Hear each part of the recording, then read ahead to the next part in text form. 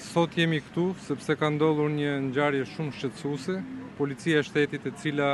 në bazë të ligjit dhe të kushtetutës duhet garantojë rendin publik,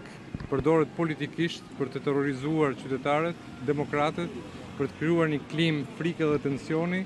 në kohën që ne sapo kemi filluar fushatën elektorale. Sot 3 qytetarë janë marrë forcërisht pas një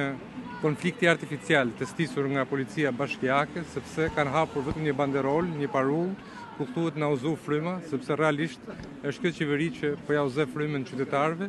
por në mënyrë specifike banorët e zonës Lagjes Skënderbeg dhe gjithë qyteti Lezhës ka një problem ambiental me një fabrikë e cila e ka bërë jetën të pavlerë, të pajetueshme dhe mbase mund të jetë dhe burimi infeksionë rrësmundjesh, dhe këta qytetarë janë në drejtën e Zotit të protestojnë. Në një vend të lirë demokratik, protesta është gjëja më e natyrshme, më normale, dhe pasi proteston njeriu shkon në shtëpinë e vet dhe nuk vjen në komisariat. Ne jemi në kushtet e flagrancës ku qytetarët merren peng dhe i bëjnë thirrje policisë së shtetit mos të përdoret politikisht as nga qeveria e Tiranës, as nga pushteti lokal në Tiranë, dhe të jenë të bindur që asnjë presion, asnjë frikë nuk i trem demokratët dhe qytetarët për rotacionin për ndryshimin me 11 maj. Faleminderit.